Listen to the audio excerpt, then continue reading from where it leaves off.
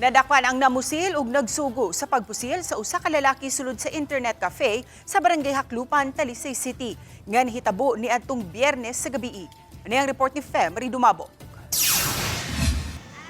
Sa gihimong subsub nga pakisusi sa Talisay City Police o sa tabang sa CCTV sa dapit, nailhan sa kapulisan ng gunman nga giilang si alias Ray, 28 anyos, taga Labangon, Cebu City. Nasikop kini pasado alas 9 kagabii og nasakmit gikan kaniya ang 45 pistola nga armas nga gidudahang gigamit niini sa pagpusil patay sa biktimang si Richard, 53 anyos, samtang nagduwa sa sud sa internetan niadtong Biyernes sa gabii sa Barangay Haklupan. O gani naangin pa ang 14 anyos nga anak sa biktima, human nilapos ang bala sa tiil sa bata.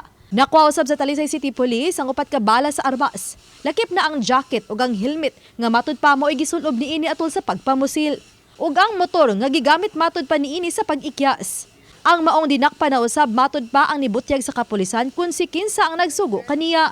Apan sa dihang gikuhaan siyang habig si Ray, wala na niini giangkon ug wa usab gihimakak ang gihimong pagpamusil. No comment lang ko, ma'am ha. Pero kailan na mo Richard, sir? Dili, ma'am. Taga asa man dito, sir? Taga Labangon, no? Ikaw sir, drugs? Saon kaniad to, ma'am. Sa pasahe niya, ikaw ang nagpusil. No comment lang ko diya, ma'am. Way po as yun nga relentless kuan kining hot pursuit operation. Nakuha na ito mismo katong gunman kagabi dito sa Barangay Kalundasan.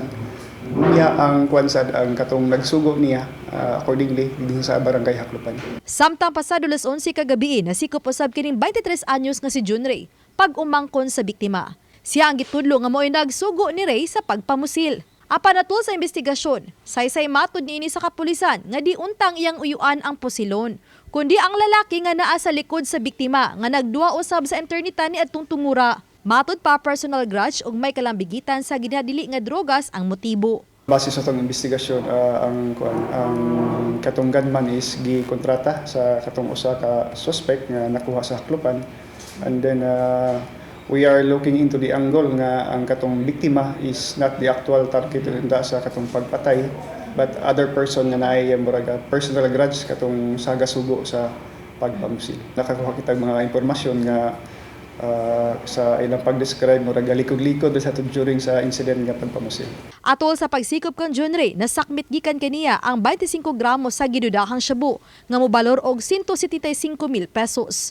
Dagkadiyang kaso ang ipasaka sa duha, lakip na ang kasong murder o frustrated murder. Obani Godfrey Relien, Fe Marie Dumabok. Balitang Bisdak.